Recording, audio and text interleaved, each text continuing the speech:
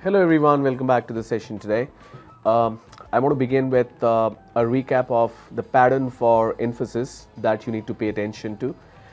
So you will have the first round, which is written round. Once you clear, you will move over to the next round, which is interview round. So let's take a quick look at what the topics that would be for written test. So the first segment is analytical, where you will have 30 questions that needs to be answered within 40 minutes. These questions will be from quantitative aptitude and reasoning, and the list of topics which has already been covered, and these are the areas that you need to focus on: data interpretation, syllogism, data sufficiency, problems on trains, time and work, permutations and combinations, number series, coding and decoding, and puzzles.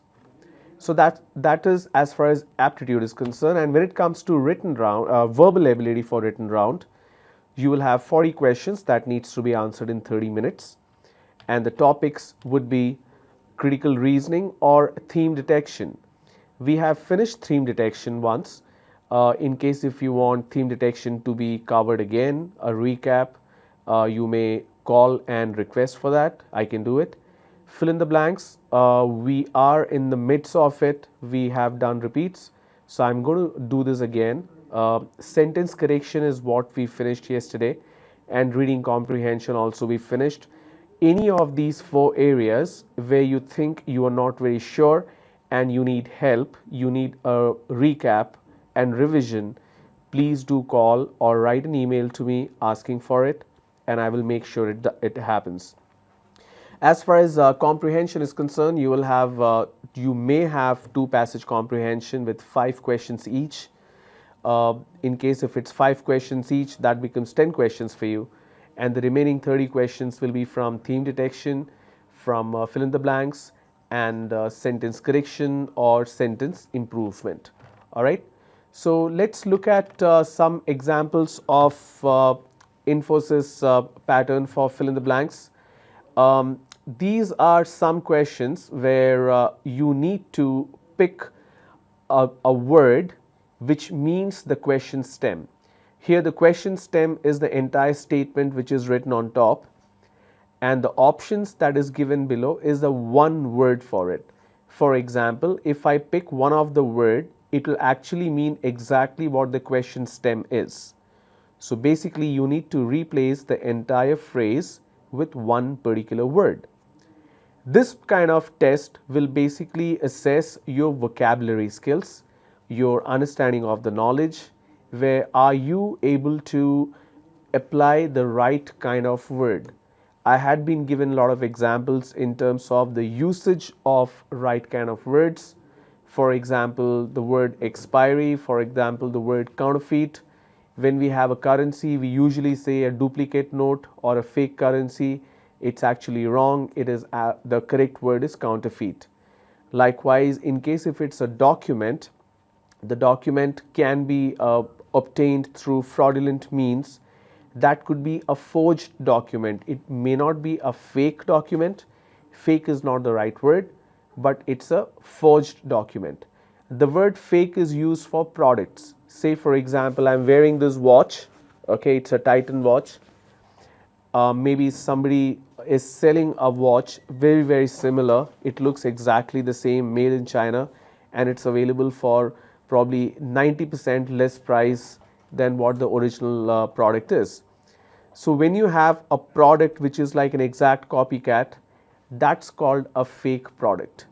There's another word for it which I'm not able to recollect. Basically the point that I'm trying to make is, when we have a particular context of a situation, there is a specific function of certain words which is applied, and that is what vocabulary is all about. How do you improve vocabulary? You need to read more, you need to speak more, you need to hear more. Listening is very important, but usage of these words that you learn is actually the critical aspect. If you learn a word but you do not use it, it's not going to help you. So you need to understand, you need to start using these words. All right, so let's begin. Here's the first question on your screen. Extreme old age when a man behaves like a fool. Now when people grow old, they lose their sensibility. So what do you call such people? there is a disease which they suffer from. It's called dementia. Dementia basically means they lack the ability to sense something or apply logic. So extremely old age, when a man behaves like a fool, the options are unintelligible, indelible, illegible, incorrigible. The correct word here is incorrigible because that is what it means. The study of ancient societies, the options are anthropology, archaeology, history, and ethnology. So I repeat the pronunciation: anthropology, archaeology, history, ethnology. In order to answer, of course you need to understand the meaning of certain other words, but the most appropriate one in this case is definitely archaeology. Archaeology, where you are studying humanities in terms of history. Now, when we talk about history, the reason the word history is not applicable in this question, because it's just a study of it where you know certain things. But when I say the study of ancient societies, you are basically studying the behavior pattern, the lifestyle, the whole culture that particular society had. So archaeologists basically study those aspects and they make white papers about it. All right. Next question on your screen: a person of good understanding, knowledge, and reasoning power. What do we mean by reasoning power? Reasoning power means somebody who can take a proper decision, somebody who follows logic and he understands what kind of decision has to be taken in what kind of circumstances. So a person of good understanding, knowledge, and reasoning power, it could be an expert, but expert, the word expert is used only when the person is growing certain kind of skills in one particular field. The second word is intellectual. Intellectual means a person who is very smart and who can take the right kind of decision. The third one is a snob. Snob is a person in terms of a behavior. This person is usually a little rude, little arrogant. All right. And the last one is literate. Literate is a person who can read and write. It's as simple as that. So the question is a person of good understanding, knowledge, and reasoning power. So when we have a question like this, of course, the most appropriate answer is intellectual. Next question: a person who insists on something. For example, I give you a task, I insist you need to do certain way at a certain time. A person who insists on something. Disciplinarian, stickler, instantaneous, boaster. Disciplinarian is a person who follows very strict discipline, waking up at 9, reaching office at 10, leaving office at 11. So the person is very punctual, is very strict in terms of certain actions and certain behavior, mainly very strict about a routine. That is what a disciplinarian is all about. The second option we have is a stickler. Stickler is a person who sticks to something and ensures that is done. The third one is instantaneous. A person who is instantaneous is a person who does everything instantly, doesn't think, very candid. And the last one is boaster. Boaster basically means a person who boasts about everything or anything he or she does. They only talk about themselves. So that's a boaster. So in this scenario, in this context, the correct answer of course is stickler, who sticks out and makes decisions, who insist on something the way it should be done. Next question: state in which the few govern the many. There are very few rulers and many followers. Monarchy, oligarchy, plutocracy, autocracy. Now all these are civics terms. Monarchy means where you have a king ruling the country.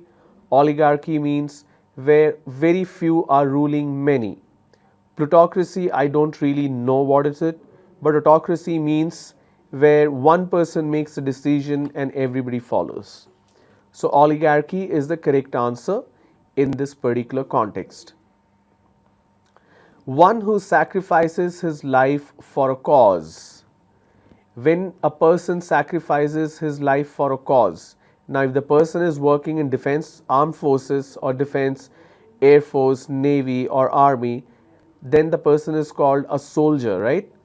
Now, patriot means what? A patriot is a person who loves his or her country a lot and they're ready to sacrifice anything. Martyr is a person who sacrifices his life for any cause. It could be anything. Revolutionary is a person who brings in revolutionary ideas and revolutionary thought process into the society, and soldier is just a person who fights. But the question states, one who sacrifices his life for a cause. The cause could be anything. So the correct answer, of course, is martyr. M-A-R-T-Y-R. The pronunciation is martyr. It's not martyr, it's martyr. Alright, moving on to the next question. One who dabbles in fine arts for the love of it and not for monetary gains. A person who buys and sells fine arts or collects fine arts, that person is ready to spend money to buy a piece of art, but they don't do all this to make money. They do it because they love art. What do you call such people? Connoisseur, which is a French word, amateur, professional, dilettante. The correct option here is amateur, a person who does something not for monetary gain, but for the sake of art, but for the sake of the hobby or the passion that they have. What do you call a person who is ready to believe? A person who is ready to believe. Credulous, credible, creditable, incredible. Now, incredible means amazing, magnificent, marvelous. So that's not the correct answer. So don't make a mistake there. Ready to believe is a person you call as credulous, who's ready to believe anything and everything. So all these are tests of your vocabulary. A person who tries to deceive people by claiming to be able to do wonderful things. There are people like some Baba and all that, they go to very rich people's house and they say, you give me 100 rupees, I'll make it into 1000 rupees, right? And they actually run away with those 100 rupees. So they actually claim, they deceive people means they fool people, they cheat people. A person who tries to deceive people by claiming to be able to do wonderful things. They claim they will do wonderful things, but actually they don't. What do you call such people? Trickster, imposter, magician, mountebank. In this case, trickster is the correct word because they play tricks and make money out of it. Next question is covered in the previous slide anyways. I am moving on to the next one. One who does not marry, especially for religious obligation. Bachelor, celibate, virgin, recluse. Celibacy is the practice of not getting married, being a spinster, bachelor all the life, dedicated for religious reason, and it's celibate. It's not bachelor. Bachelor word is applicable only for men, not for women. Next question, very pleasant to eat. Appetizing, palatable, tantalizing, sumptuous. Something which looks very pleasing to eat means pleasing to your eyes. When you see it, it looks amazing. So how do you make it amazing? By palating it correctly. So you must have seen in all fine dining restaurants, they cook something very simple, but the way they keep it on the plate with a leaf on top of it, they make it look absolutely amazing, right? So that's the word, it's palatable. If it's palatable, obviously it's going to taste very well. Next question on your screen. One who believes that all things and events in life are predetermined. What do you call a person who believes that everything is already decided? Whatever is happening in your life is already decided. You call that person a fatalist, Puritan, egoist, tyrant. Tyrant is a person who troubles others, who tortures others. So that's not the word. Fatal means something that ends. So that's why fatalist is the right word. Something that relates to everyone in the world. General, common, usual, universal. When I say everyone in the world means it's applicable to everything, every person. That's why I will not say it's common, I will say it's universal. You may get confused looking at these options, but you got to be careful what is the most appropriate one. All right. Okay, so there are some fill in the blanks questions here. Let's look at some of them. During Diwali, the shops are busy of people, full of people, crowded of people, bubbling of people. When I have the word of here, I need to be sure what word I am using in the blank space. So if I say busy of people, not appropriate. Full of people, yes, that is what makes sense. If I say crowded with people, I don't have to use with people. Crowd itself means human beings. So crowded with people means that will become a redundancy. Bubbling with people makes sense, but since the question has of, which cannot be replaced, we will say full of people. Next question. The paths of glory lead dash to the grave. The paths of glory lead straight to the grave, but to the grave. Here, but is used because it means when you take a path of glory, it does not lead to the grave. What I am trying to tell you is the usage of the word but here, I am going to expand this so that you can understand what I am typing.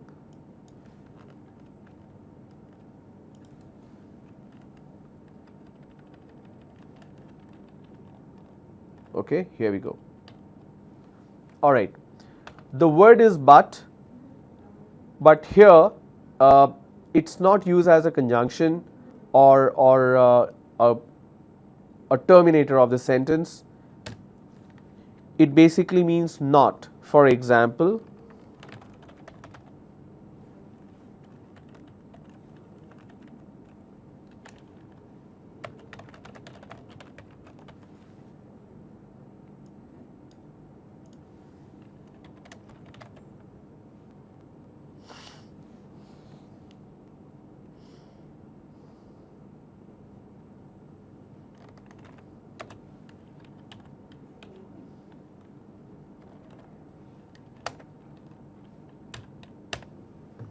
everyone but the CM came for the dinner.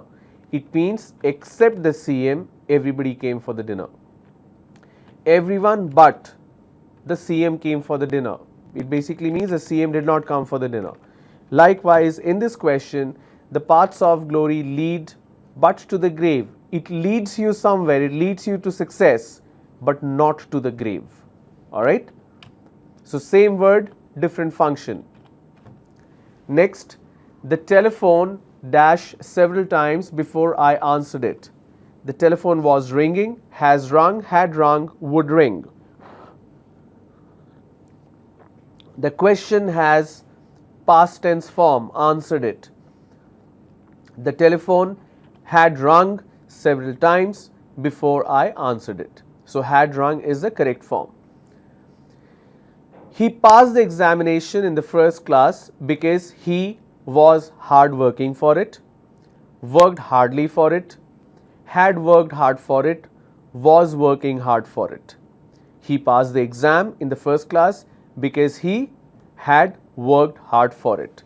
Now another illustration I want to give you.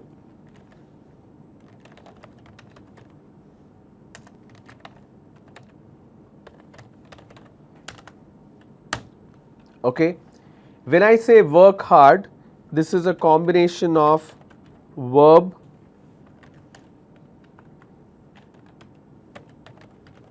adverb.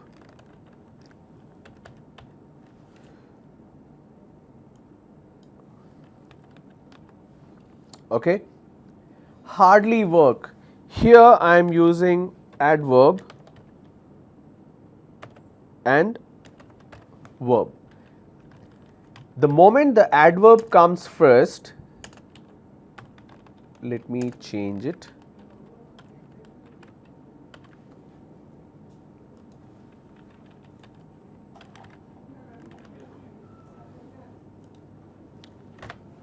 Okay, work hard, verb and adverb.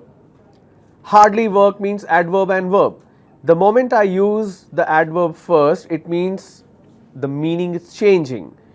I am hardly able to hear you means I am not able to hear you. He is working hard means he is a hardworking person. Hardly, when you say, that means it's almost not happening.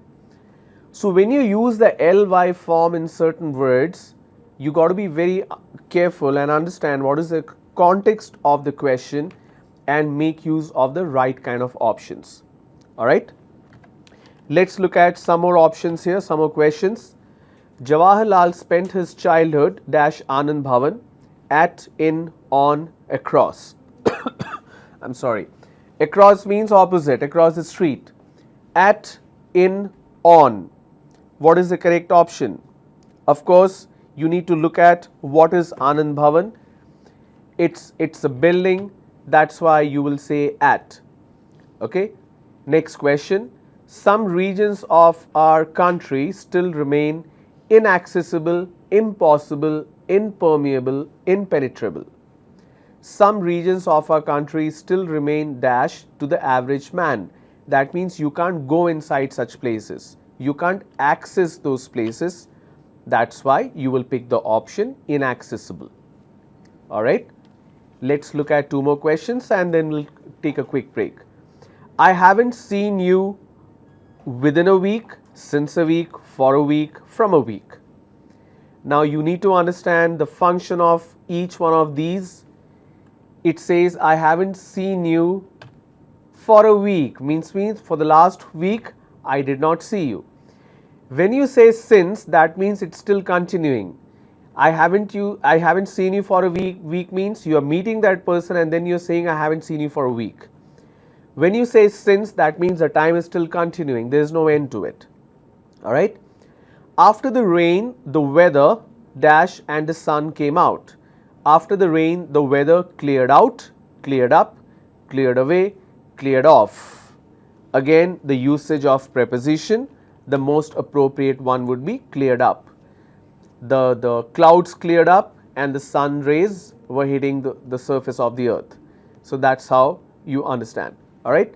So we'll take a quick break now. We'll come back and we'll look at certain more examples, certain more options where I'm going to show you. Obviously, these are done, but I'm doing this for your better understanding. After the break, the lines will also open up. So please do call and ask your questions after the break. All right. So I'll see you soon.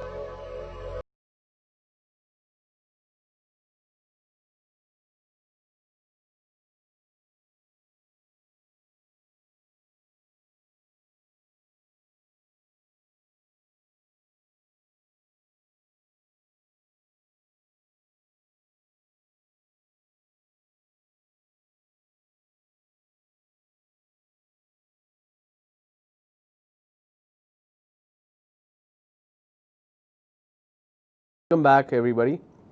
Let's look at some more questions for fill in the blanks, and then I'll move to passage comprehension. All right, here we go. The employment advertisement should dash the number of vacancies. It should provide vacancies, specify, contain, declare. Now, declare is not a word that is appropriate in this particular context. Contain is basically the content. It's not appropriate. Provide means for usage, but here it has to mention, it has to specify. That's why B is the correct answer. The stenographer is very efficient. He is dash to his firm. He is a boon. Boon means a blessing. A credit, a blessing, an asset. Like I said already, every employee should be considered an investment. That's why we call the stenographer as an asset. So, the stenographer is very efficient. He is an asset to his firm. Nobody can dash me to do anything which I do not want to. So, basically nobody can force me. Nobody can encourage me, request, oppose or compel. Compel means compulsion. Compulsion means compulsory. So, the word compulsory comes from compulsion and compulsion comes from compel. So, nobody can compel me to do anything which I do not want to do. Compel is word, compulsion is a noun. So, the correct answer is compel.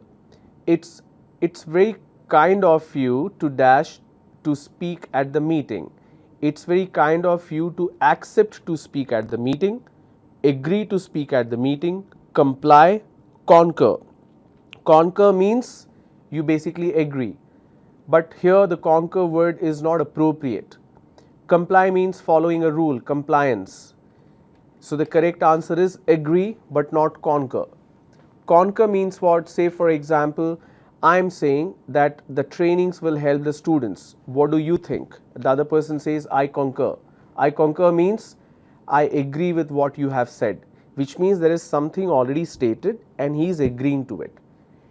Looking at that particular context, it works, but in this particular question, it's very kind of you to concur. No, it's kind of you to agree to speak at the meeting. Sentence correction, we have done this in the past, so I'm moving to passage comprehension to an extent. Okay, we have done passage comprehension, but I'm going to explain this a little more detail again so that you understand this better. Now, reading comprehension tips. First and foremost, always read the passage completely and understand and underline some key information which is mentioned. For example, any kind of time, date, year, any incident that is referred to a particular time, any numbers, any figures, any key person, personality, or any events or incidents. Make notes about it and look at the subject of the passage. Try to understand the subject of the passage, which or what is the precise thing the author is talking about. What is the main idea of the passage, the central theme, what the author is saying about the subject, tone of the author of the passage, which is manner author has adopted in this passage. Tone basically means is he agreeing, disagreeing, questioning, just stating or narrating. Understand the structure. It's very important you understand the structure of the entire passage, which is the gist. Gist basically means when you combine the general idea with the structure and the tone, it becomes a gist. This will also help to build a thematic composition and logical sequence of the passage. What happened first, what happened next, logical sequence of the entire passage you will understand when you look at the gist. All right. Now, there are certain ways of answering the passage comprehension questions. The first one, it says reading comprehension approach number 1. I think we can have the lines open so that somebody can call if they don't understand. Thank you. So, instead of reading the entire passage, read critically the first and the last paragraph. Generally, what the author is saying can be identified in the first line of the passage. For the rest passage, examine quickly what the author has said about the subject. For longer passages, try to put down 10 to 15 words for each paragraph what you feel are the central points of the passage. If your passage has 2-3 paragraphs, for each paragraph make a list of 2-3 words or 10-15 words. What exactly is the main idea on that particular paragraph? When you combine all these words that you have written for all the 3 paragraphs, you will get the gist of the entire passage. Now, approach number 2 is identifying the structural words that tell you the important ideas or transition in a passage. The most common structural words are given below: the continuity words, contrast words, conclusion words. Continuity means where the story continues. Contrast means where the story takes a turn, it becomes opposite. Conclusion means where the story is about to end, or the statement or the logic or the argument is about to end. Now, let me explain what these means. Continuity word, the author would support his point of view further. Contrast words means the author would introduce a contrarian point of view or opposite view. Conclusion, where the author would sum up his argument done so far. All right.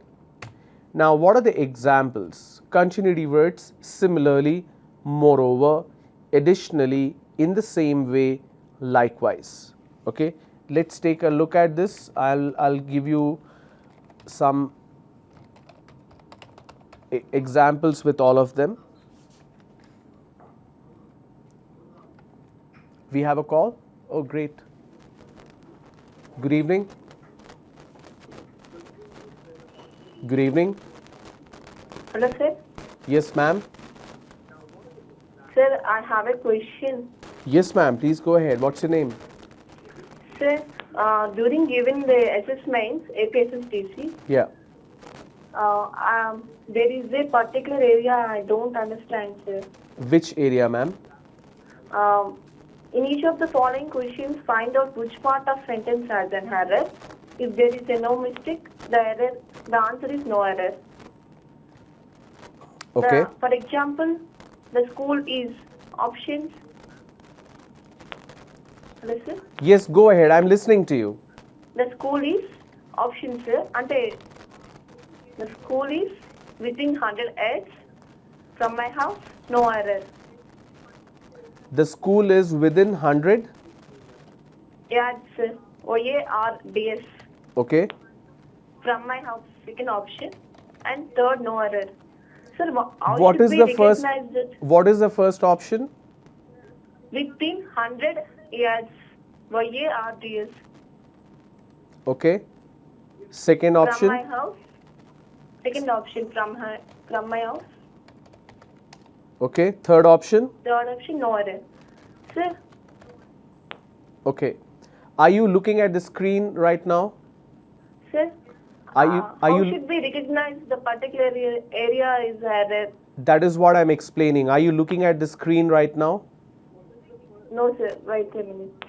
Okay, I'm explaining it by typing the question. So if you don't look at the screen, I don't know how will you understand. Okay, sir. So basically means the first, there are 4. So if I exclude the no error part, there are 3 question stems. The school is within 100 yards from my house. Correct? Sir, I can't listen. Pardon, sir. There are 3 question stems. Number 1 is the school is, second one is within 100 yards, and the third one is from my house. Hello, sir. Can you hear me? Yes, sir. I'm repeating what you gave me. There are 3 question stems. The school is, number 2, within 100 yards, number 3, from my house. Is that correct? From my house is correct answer, sir. Ma'am, I'm just confirming. When I say is it correct means did you understand, am I getting your question right? It's a confirmation. It doesn't mean the answer is correct. I'm going to repeat this, what I said. Oh, okay, sir. Okay, sir. I can't listen. So that's why I said mistake. Okay. Sorry, sir. There are 3 question stems. The school is, within 100 yards from my house. Yes. Yes, sir. Now the pattern of this question is there are three question stems or the three statement stems. Within these, which one has a mistake? If none of them have a mistake, you will obviously choose no error. Correct? Yes, sir. Yes. So if I say the school is within 100 yards from my house, Yes, sir. the entire sentence is grammatically correct. What does the assessment tool tell you? Assessment 3, I think, sir. What does the assessment tool tell you? Which statement is incorrect here? The school is within 100 yards From my or from house, my sir. house? From my house. From my house? That's what Yes, it says is incorrect? Yes, sir. Okay, let me take a look at it. Just a moment.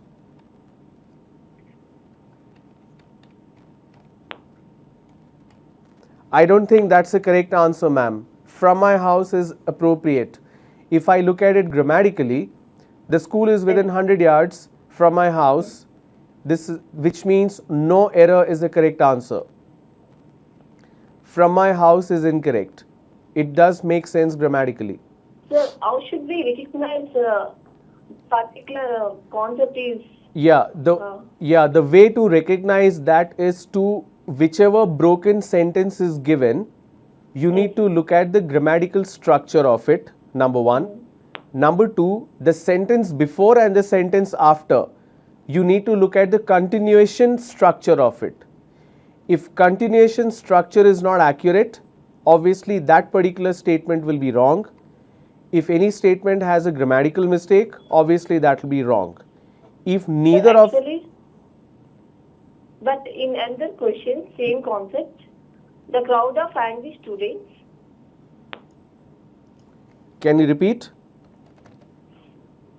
Actually, the another question is same concept, sir. The crowd of angry students is the question. Okay. And the options are ordered the, and second option is closing of shops. The crowd of angry students. Is that is the question, sir. Okay. Option, sir. First option is ordered the ordered B. Okay. Second option is closing of shops. Next. Third option is no error. So what was your answer? Actually, I feel that closing of shops, ordered the is correct phrase for the particular question, sir. But here it is error. What was the error we should recognize in that question, sir? What as per you has the error? Ordered the or closing of shops? I feel that the closing of shops is right answer, maybe. Closing of shops is? Right on. You mean there is error in closing of shops? I feel that, yes, sir. What should be the correct form? The crowd of students, closing of shops, it is a error, sir. So that's why I feel that closing of shops is a right answer for the particular question. Ma'am, I am actually getting absolutely confused. What is the definition of right and wrong? Closing of shops, is it grammatically correct or incorrect? Incorrect, sir. Then you are saying closing the shops is the correct answer. Because the concept is we should... Okay. Then you might as well say which stem has grammatical error. Yes, Okay. So ordered the has grammatical error or closing of shops is grammatical error? Yes, sir, I feel that. Ma'am, I'm asking a question. Yes is not an answer. I gave you two choices. If I ask you, do you want to drink tea or coffee? You will either say tea or coffee. You won't say yes, No, right? So I asked you a Pardon, question. Please, sir. I can't listen. Pardon. Ma'am, is the connection clear to you? Yes, sir. Okay. I asked ordered the, is that grammatically incorrect, or closing of shops is grammatically incorrect? Closing of shops. What should be the correct form? Ordered the. What should be the correct form of closing of shops? What should be the correct form of that?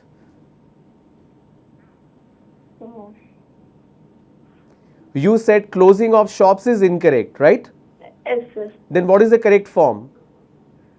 The crowd of angry students ordered the cut form, sir. Ma'am, I'm asking one simple question, ma'am. I need a translator in Telugu, I may be. I'm just giving you one sentence. Closing of shops. I don't know why it's difficult to understand. Closing of shops is grammatically incorrect. So I asked her, what is the correct form? The correct form should be closure of shops. So closing of shops is, can I have the screen please? I'm trying to explain the screen. Thank you. So closure of shops is the correct form. Closing of shops is obviously incorrect. That's why this particular question stem has an error. Ordered the is absolutely fine, nothing is wrong in this. So if I have the entire question stem, which is the crowd of angry students, ordered the closing of shops, no, it should be closure of shops. So what I was asking you is, when you say closing of shops, that is incorrect, then what is the correct form? The correct form is closure of shops, but you are giving me answer that crowd of angry student, that is nowhere connected. For this particular question stem, I am asking what is the correct form, but I kept on getting the wrong answer. So it's very, very important that you understand what the question is. We have another caller. Good evening. Hello, good evening, sir. Hello. Good evening, sir. Yes, ma'am. Sir, I just want to ask you how to log in and how to take the assessment set. Ma'am, are you doing it for the first time? Yes, sir. Yes, sir. Okay, in order to log into the tool, your college needs to be registered with Skill Development Center or the Okay. Skill Development Corporation. Okay, okay. So the way it works is, whichever student from a college is the group of student or the college is willing to participate in a campus drive conducted by AP State Skill Development, Okay, okay. they need to register with them. Once they register, the college will send the student data to us, Okay, okay. and based on the student data, we'll create the IDs and passwords. Okay, okay. That is how it works. Actually, I already jobs mail, right? APSSDC jobs mail now. Okay. So I registered on that, sir, but I didn't attend the exam for some reason. Okay, that I'm not very sure, ma'am. You need to speak to somebody from APSSDC for that. Okay, okay. I just Which college you are from? I'm living in Kadapa, so I'm KSRM College of Engineering. Okay, you're an engineering student. Yes, sir. Okay, ma'am, this program is actually for the BSc students right now, BSc and Okay, BCA. okay. For engineering, I think it will start very soon. So probably your college will get the notification from Skill Development Corporation. Okay. Assessment test is only for BSc students, right? Yeah, this one is open only to them because they are the only registered students right now. Okay, okay, sir. Thank you. They're the only one who have registered. Okay, sir. Thank you so much. All right, thank you. Thank you. Any more calls? All right. So I was giving the example of the continuity words. So let me write down few of the continuity words for you.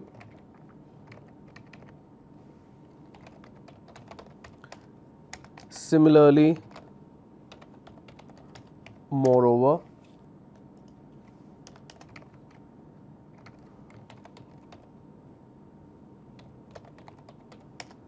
additionally,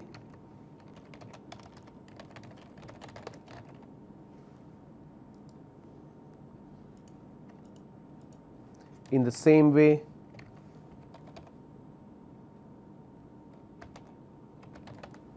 likewise. All right. I'm going to change this color so that this is more appropriate. So I have these 5 examples of continuity words. So now I'm going to show you some examples how we can use it.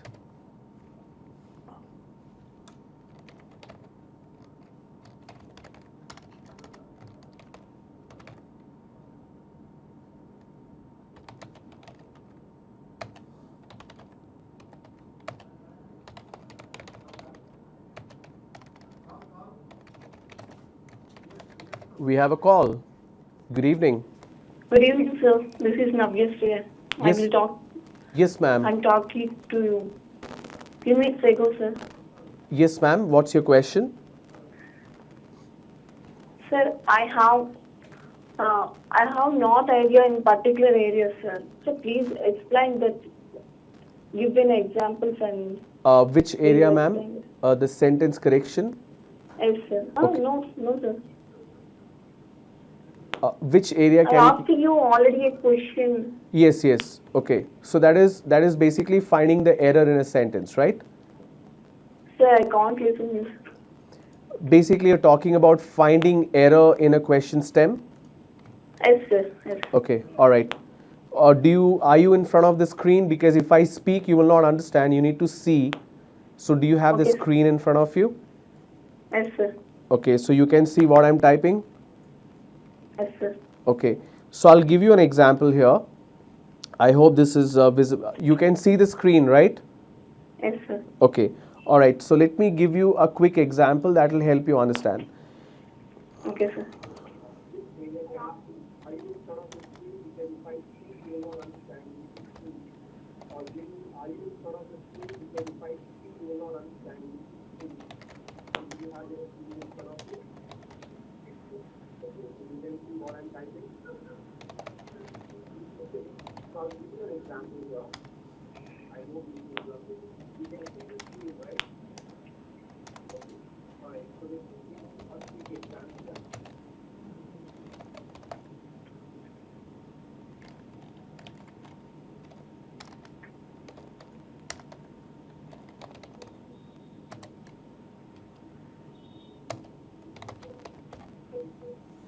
Okay.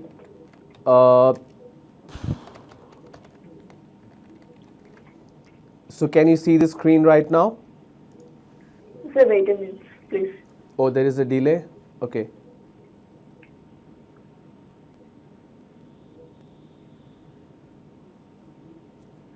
Is it available for you now?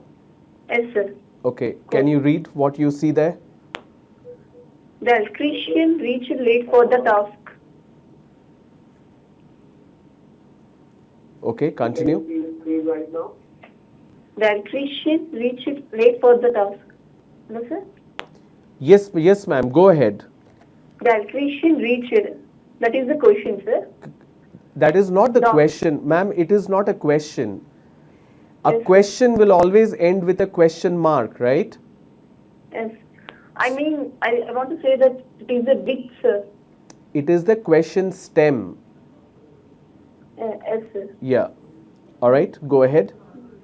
Late for the task, but completed the work fastly. No error. Okay. So which one do you think has a grammatical error? It should.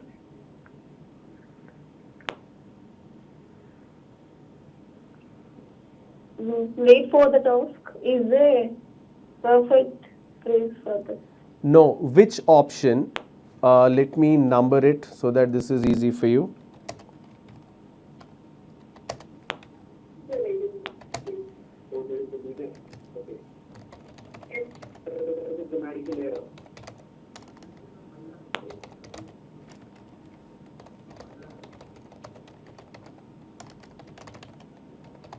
Late for the task is a perfect. No, which option? Let me number it. Okay. Is this visible to you? Didn't. I have made it extremely self-explanatory. Is this visible to you? Yes, sir. Okay. Go ahead. The electrician reached. But completed the work fastly is the victim. Sorry, say that again. Okay, is this visible to you? Second one, sir. Second one. Why do you Second think? option. Yeah. Why do you think second one has a mistake? Because Okay, go ahead. because the electrician reached, but he didn't. There is no mention that what he do How should we attach the conjunction but? It's not necessary to know what is the task. Here option number 2 says, but completed the work. You never complete a work, you finish a work. Secondly, second option says, but completed the work. Completed the work is a wrong form. It should be finished the work. Yes, sir. Because, for example, the electrician reached late, but he completed work the fastly. He cannot complete the work, ma'am. He should finish the work. Completed is a wrong word here. Okay, sir. You understand? I understand. You are giving a reason which has no connection. You are saying what kind of work is not mentioned. It's not necessary. We are talking about grammar here, not logic. Yes, sir. Right? So we all talk like this. I complete the work. I will complete the lunch. You cannot complete a work. You finish a work. Yes. Secondly, fastly is grammatically incorrect. Oh, okay. All right. So the question stem will remain as it is. Sometimes the question stem will also become a part of the question. For example, I'm going to make if the screen is visible to you, I'm also going to make this as a part of the question stem. Yes.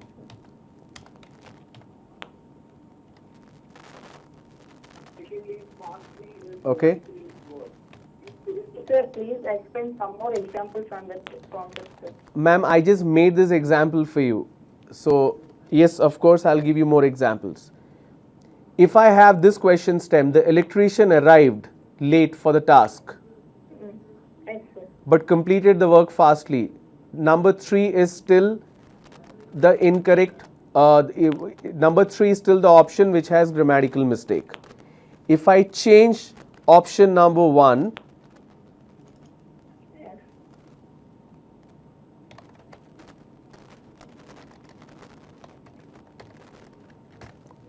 I am saying the electrician comes late for the work but completed his work fastly.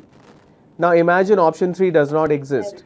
You can't say the electrician comes late for the task because the whole sentence is in past tense. Okay. So sometimes the question stem may become a part of the question itself. So 2 things that you need to understand. I'm going to just write it here so that you remember.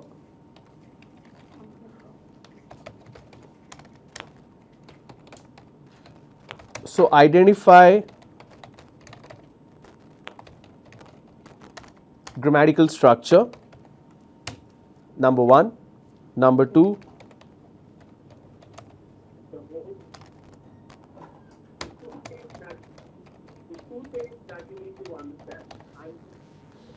so identify grammatical structure of that particular option. And secondly, you also need to identify the continuity structure, how the statement is continuing. There will be one sentence above, one sentence below. It has to, as a whole structure also, it has to stand straight in terms of grammar. Whichever question or whichever option is not able to do so, you need to pick that as the error. Is that clear? Okay, sir. So I'll try to get you more examples. But remember these 2 aspects. Number 1, identify the grammatical structure of that option. Number 2, identify the continuity structure of that option. If there is a mistake in either of these 2 areas, that particular option is basically where the correction is required, and obviously you will pick that. Yes, sir. Any other questions you have? Ma'am, do you have any other questions? Hello? Sir, Do you have any other questions? sir, please explain the concept of Explain the concept of. Ma'am, can you please repeat your question? Please explain the concept of utilize the word with the most appropriate word from the choices. Okay, can you repeat what you just said? Replace the utilize the word Okay. with the most appropriate word. Okay, can you give me a particular assessment number where I can take a look at it? Assessment 2, sir. Assessment 2, okay.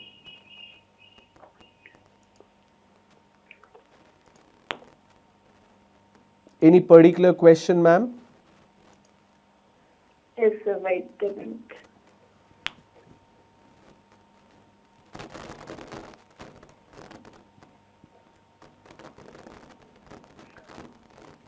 He should not, sir, are you there? Yes, ma'am. He should not have done it. Question. Okay. He should not had done Have it. done it. Okay, all right. Then, we should fill the should not replace the word, sir. Correct. I got it. I got it. Just a moment. Yes. You still have the screen in front of you? Wait a minute.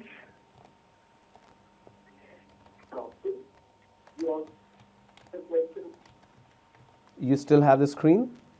Yes, sir. Okay. ma'am. I'm very happy at least you're Sir, calling please and hold on asking the these line, sir, questions. please. I'm sorry? Sir, please hold on the line, sir. There is no way I can hang up, so don't worry.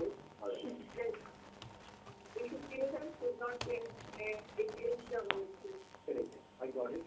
Just a moment. Are you there still? Yes, sir. Okay. Pardon. So the question says he should not had done it. This should not is what we need to replace. That's what it says. Am I right? Should not is what needs to be corrected and replaced. Is that right? Ma'am, are you there? Yes, sir. Please continue. He should not had done it. So should not should be replaced, right? Yes, sir. Okay. When I say he should not had done it, since I have the word had, I need to add a have here. Otherwise, grammatically it will not stand.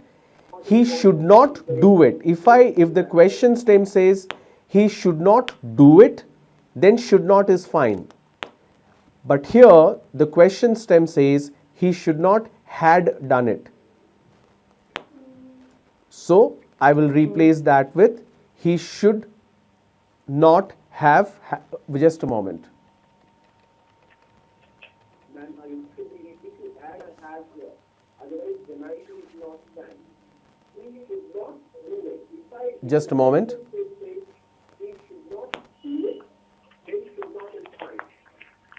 But here, the question comes You know what? This had should also be part of the italicized word. replace that with I'm going to make it simpler for you. Can you hear me?